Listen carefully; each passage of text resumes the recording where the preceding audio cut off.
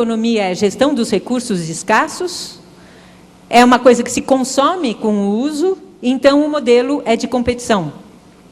Só que os intangíveis, criatividade, conhecimento, cultura, são infinitos. E o mais bacana é que não se consome com o uso, mas se multiplica. Dividimos maçã, metade para cada um. Dividimos o conhecimento, tem 3, o seu, o meu e o que resultou. Um conhecimento pode ser dividido por todos os habitantes do planeta e ele não muda, ele amplia. E isso pode ser outro mundo, talvez de uma economia da abundância, que é um termo que às vezes está sendo usado, porque falta muito palavras para descrever isso tudo, mas que pode ser um modelo baseado em colaboração. Eu, hoje em dia, o trabalho com economia criativa foi ganhando amplitude. Eu comecei trabalhando com as artes. Depois, com a definição mais tradicional de indústria criativa, que são alguns setores. Mas eu não acredito em atuação setorial, porque, na prática do desenvolvimento local, a gente vê que não é por aí, que a coisa funciona no território. Aí tem já uma abordagem mais ampliada disso tudo, que é a questão das cidades e dos territórios criativos, onde você olha o conjunto de coisas que ativa o desenvolvimento e a melhora da qualidade de vida num determinado local. Hoje, o que eu trabalho com economia criativa é uma bolona. Eu não sei se uma economia criativa é um bom nome. O Eduardo agora falou economia das trocas simbólicas, talvez seja mais interessante. Economia do cuidar, não sei. Economia da abundância, não sei que nome. Mas, de toda maneira, a economia tradicional é a partir de recursos tangíveis. Terra, ouro, petróleo. Economia, essa outra, que não sei como chama, é a partir de intangíveis. E ela é uma chave para qualquer tipo de empreendimento, política, modelo educacional, etc. Como tudo que é muito poderoso, tem 2 lados.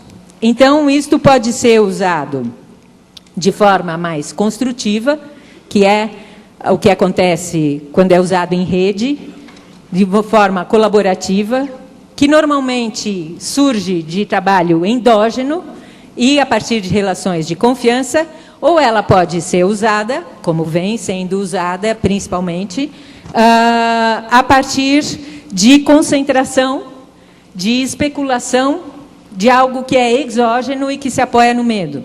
Então, muitas das políticas de economia criativa, na verdade, estão favorecendo a especulação e não a apropriação mesmo dos espaços. Mas tudo depende do como, tudo tem 2 lados. Então, tudo isso já devia ser prioridade estratégica, porque nós estamos falando dos únicos recursos que não se esgotam, mas se multiplicam com o uso. E que, além de dar resultado financeiro, tem resultado positivo ambiental, social e cultural, nas outras dimensões. Tudo isso agora é possível de trabalhar a partir das novas tecnologias, e estamos aqui justamente falando disso, e aí lembra para a gente a questão do enorme poder que tem. 2 anos atrás, a gente esteve junto num outro seminário, que foi um marco, quando estava o Clay Shirky, e esse termo dele, do excedente cognitivo, mostra para a gente o que talvez é o recurso do futuro, que é nosso conhecimento, vontade, etc., combinado através das novas tecnologias, que é o que faz democracia real, toda a coisa wiki, etc. Possível porque a gente cede o nosso tempo e a nossa atenção. Que tempo? A gente fala, não tem tempo, é verdade. Ele foi medir, para fazer a Wikipédia, por exemplo, 100 milhões de horas, que equivale a quanto se vê de comercial de TV, num fim de semana, só nos Estados Unidos. A gente vê 1 trilhão de horas de TV. Dá para fazer 1 milhão de Wikipédias. Se eu não errei a conta, pode ser, porque eu sou ruim de matemática. O que é que nós estamos fazendo com esse recurso? Isto é incrível. Dá para fazer tudo.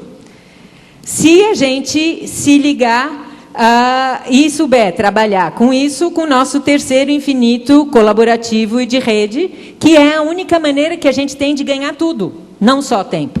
Porque separado a gente tem muito pouco. Quando a gente se junta, tem tudo. todos os recursos, toda a estrutura, todo o conhecimento, etc. E tem uma infinidade de coisas aí, não preciso falar sobre as possibilidades, porque as possibilidades estavam aqui enfileiradas, cada uma delas um caminho: crowdsourcing, crowdfunding, gerar negócios como coworking, que você compartilha uma estrutura, gestão participativa, até soluções para questões muito emblemáticas, como a infraestrutura.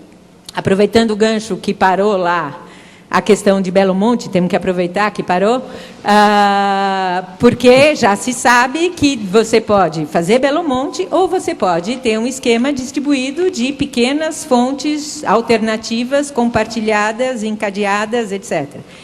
Então, o futuro da colaboração é impressionante. E aí, voltamos para o começo. Tudo isso lindo se a gente não estivesse fazendo canja de galinhas de ovos de ouro, porque faltam métricas.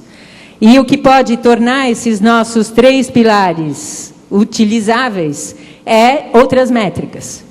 A discussão de substituir o PIB por outras métricas já está super adiantada, e existe muita pesquisa isolada, difícil de comparar, etc., de outras formas de medir. Isso aqui, por exemplo, é a página da Peer-to-Peer Foundation, incrível, maravilhoso. Aconselho vocês a olhar. A gente se conheceu agora na Rio +20. Eles mapeiam a produção peer-to-peer, e aqui é só 200 maneiras de medir riqueza e valores, etc., de outra maneira. O que a gente está começando a trabalhar de forma muito tosca, e era isso que eu queria convidar, em uma matriz 4D, porque, na verdade, o óculos 4D não é um outro jeito, mas é um olhar sobre o existente que talvez organiza e torna mais simples. Nessa matriz, a gente considera que aquilo que eu tenho são meus recursos, nas 4 dimensões, o conjunto deles é o meu patrimônio. Com estes recursos que eu recebi do passado, eu gero no presente resultados positivos ou negativos. Eu posso fazer mau ou bom uso dos meus recursos, e aí eu gero impacto, e o valor é a soma ou subtração dos dois.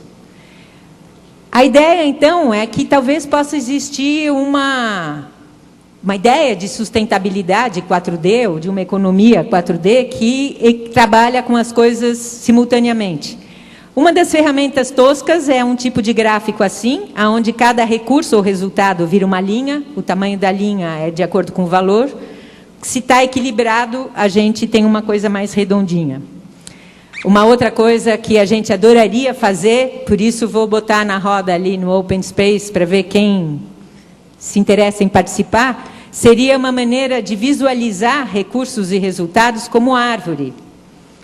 Os recursos, as raízes, e os resultados, os galhos. Também em 4D, 4 cores, por exemplo. E aí eu posso ver, se eu tinha um recurso muito rico, eu tinha muito chão, aí eu fiz um buracão com esse chão. E eu gerei bastante dinheiro, mas eu gerei pouco aqui nos meus galhos ambientais. Aí a gente ia ter um jeito muito interessante, talvez, de visualizar isso tudo. Para que serve? Primeiro, para compreender que há recursos.